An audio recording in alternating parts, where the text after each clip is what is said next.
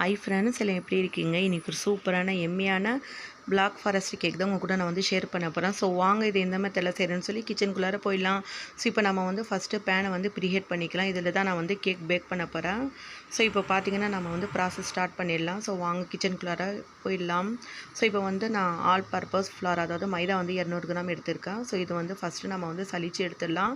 இதோட பார்த்தீங்கன்னா baking powder வந்து 1 டேபிள் ஸ்பூன் எடுத்திருக்கேன். பேக்கிங் சோடா வந்து ஒரு 1/2 பிஞ்ச் எடுத்திருக்கேன். ஸோ இது எல்லாமே சேர்த்து நல்லா வந்து நம்ம சலிச்சு எடுத்துடலாம். ஸோ அப்போ தான் நம்ம கேக் வந்து ரொம்ப வந்து பர்ஃபெக்டாக இருக்கும். ஸோ இது இருக்கட்டும். நெக்ஸ்ட்டு வந்து இப்போ நான் வந்து 4 முட்டை எடுத்திருக்கேன். ஸோ இது வந்து நம்ம நல்லா வந்து எலக்ட்ரிக் பீட்டர் இருந்ததுன்னா உங்கள்கிட்ட நீங்கள் வந்து பீட் பண்ணிக்க, இல்லை வந்து ஹேண்ட் மிக்சர் இருந்தால் கூட, விஸ்கர் இருந்தால் கூட அதுலேயும் வந்து நம்ம பீட் பண்ணிக்கலாம். ஸோ இதில் வந்து ஒரு 2 செகண்ட் மட்டும் இதில் வந்து நல்லா பீட் பண்ணிக்கோங்க. ஸோ இந்த நம்ம எக்ஸ்போ போட்ட இந்த 4 முட்டையும் வந்து நல்லா டபுளாக வரும். ஸோ அது வரைக்கும் நம்ம வந்து பீட் பண்ணிக்கலாம். ஸோ அப்போ தான் நம்மளோட வந்து கேக் வந்து நல்லா அந்த ஸ்டிஃபியாக இருக்கும். அப்புறம் பார்த்திங்கன்னா ஸ்மூத்தி ஸ்பாஞ்சியாக இருக்கும்.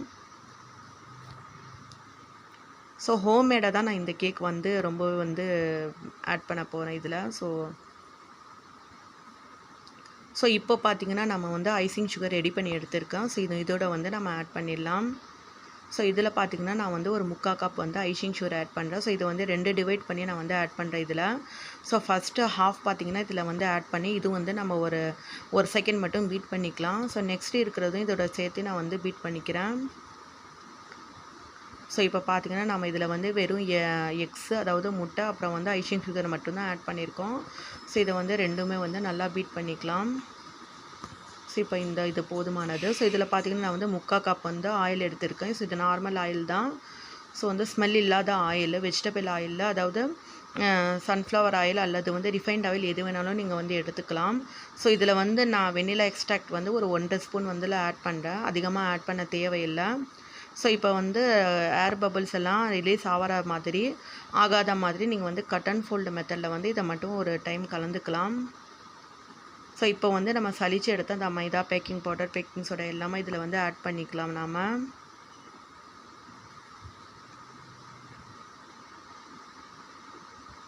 ஸோ கொஞ்சம் கொஞ்சமாக இந்த மாதிரி நம்ம வந்து ஆட் பண்ணிக்கலாம்.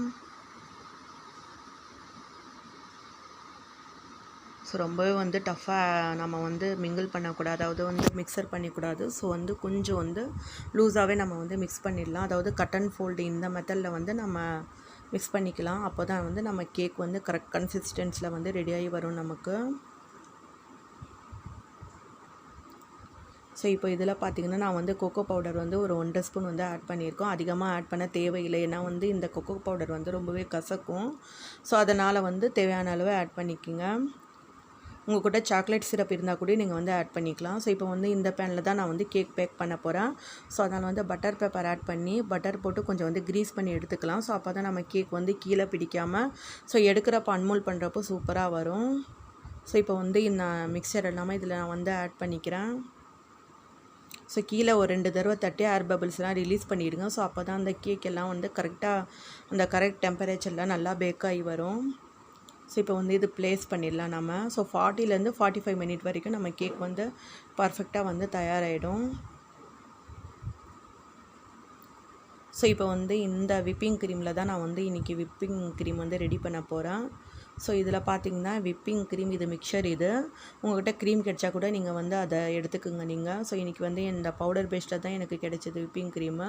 ஸோ இதில் வந்து சில்லுடு மில்க் வந்து நான் ஒரு 100 ml ஆட் பண்ணி நல்லா வந்து விப்பிங் க்ரீம் நம்ம ரெடி பண்ணி எடுத்துக்கலாம். ஸோ நீங்கள் வந்து விப்பிங் க்ரீம் வந்து ப்ரிப்பேர் பண்ணுறதுக்கு முன்னாடி இந்த டூல்ஸு அதெல்லாம் வந்து ஃப்ரிட்ஜில் வச்சு ஒரு 1/2 hour இல்லைன்னா 45 மினிட்னாச்சும் ஃப்ரீசரில் வச்சு எடுத்துக்கோங்க. ஸோ அப்போ தான் அந்த சில்னஸில் தான் நல்லா நமக்கு வந்து க்ரீம் வந்து ஸ்டிஃபாக வரும். ஸோ இப்போ பார்த்திங்கன்னா 75% நல்லா வந்து க்ரீம் வந்துடுச்சு. ஸோ இப்போ வந்து இதில் கொஞ்சம் ஒரு 2 டேபிள் ஸ்பூன் வந்து நான் ஐசிங் சுகர் ஆட் பண்ணுறேன் இதில். ஸோ நம்ம வந்து ஐசிங் சுகர் ஆட் பண்ணுறது தான் இன்னும் கொஞ்சம் நம்ம வந்து க்ரீம் பார்த்திங்கன்னா நல்லா ஸ்டிஃபாக இருக்கும். ஸோ இந்த க்ரீமோட கன்சிஸ்டன்சி என்னன்னு சொல்லி பார்த்தீங்கன்னா, நீங்கள் வந்து இந்த கையால் எடுத்தால் இப்படி இந்த டூல்ஸால் மேலே எடுத்திங்கன்னா கீழே வந்து அது விழாது. ஸோ அந்த இது வர டைமில் நீங்கள் வந்து ஆஃப் பண்ணி எடுத்துடுங்க. ஒரு ஃப்ரிட்ஜில் வந்து ஒரு 1/2 hour க்ரீம் எடுத்து வச்சுட்டா ரொம்பவே வந்து கரெக்டாக இருக்கும்.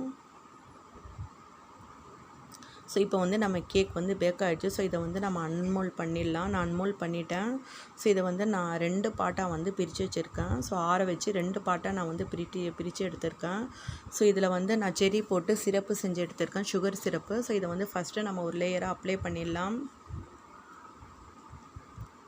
ஸோ நெக்ஸ்ட்டு பார்த்திங்கன்னா நம்ம வந்து க்ரீம் அந்த லேயர் வந்து அப்ளை பண்ணிக்கலாம். ஸோ உங்களுக்கு தேவைன்னா இதில் வந்து நீங்கள் சென்டரில் சாக்லேட்குள்ளே ஆட் பண்ணிக்கலாம். நான் வந்து கிரேட் பண்ணி எடுத்திருக்கேன் சாக்லேட்டு மேலே மேலே அப்ளை பண்ணுறதுக்கு. ஸோ இதை வந்து நம்ம ஃபஸ்ட்டு லேயர் பார்த்திங்கன்னா சுகர் சிரப் ஆட் பண்ணுறோம், செரியும் சுகர் சிரப்பு. செகண்ட் லேயர் வந்து க்ரீம் அப்ளை பண்ணுறோம். ஸோ இப்போ வந்து நம்ம செகண்டும் எடுத்து வச்சிடலாம், அதாவது செகண்ட் அந்த கட் பண்ண கேக்கும் எடுத்து வச்சிடலாம் இதில். ஸோ இப்போ நான் வந்து செகண்ட் லேயரும் வந்து அப்ளை பண்ணிட்டேன். So first sugar syrup, so அதுக்கப்புறம் பார்த்திங்கன்னா க்ரீமு. ஸோ இந்த சுகர் சிரப்பு நம்ம எதுக்கு அப்ளை பண்ணுறோன்னா, நம்ம கேக் பார்த்திங்கன்னா ஃப்ரிட்ஜில் வச்சா வந்து கொஞ்சம் வந்து மாய்ஸ்சர் கம்மியாகிடும். ஸோ இந்த மாய்ஸ்சர் கம்மியாகாமல் இதை வந்து நம்ம கேக்கு சூப்பராக ஸ்மூத்தியாக நல்லா ஸ்பாஞ்சியாக இருக்கும். ஸோ அதுக்கு தான் இந்த செர்ரி சிரப் நம்ம வந்து இதில் ஆட் பண்ணுறோம். ஸோ இப்போ அவ்வளோதான் பார்த்திங்கன்னா சூப்பரான சுவையான நம்மளோட கேக்கு. இதுக்கு மேலே நான் வந்து செர்ரி பழம், அதுக்கப்புறம் பார்த்திங்கன்னா ப்ளூபெர்ரி கொஞ்சம் ஆட் பண்ணியிருக்கேன். ஸோ சூப்பரான சுவையான எம்மியான பிளாக் ஃபாரஸ்ட் கேக் என்னோடய ஸ்டைலில் என்னோடய மெத்தடில் நான் இப்படி செஞ்சுருக்கேன். ஸோ உங்களுக்கு வந்து பிடிச்சதுன்னா கமெண்ட் பண்ணுங்கள், லைக் பண்ணுங்கள், ஷேர் பண்ணுங்கள், சப்ஸ்கிரைப் பண்ணுங்கள். சர்மி கிச்சன்ஸ்க்கு நீங்கள் வந்து புதுசாக இருந்தீங்கன்னா சப்ஸ்கிரைப் பண்ணி பெல் நோட்டிஃபிகேஷனை கிளிக் பண்ணிக்கோங்க. தேங்க்யூ.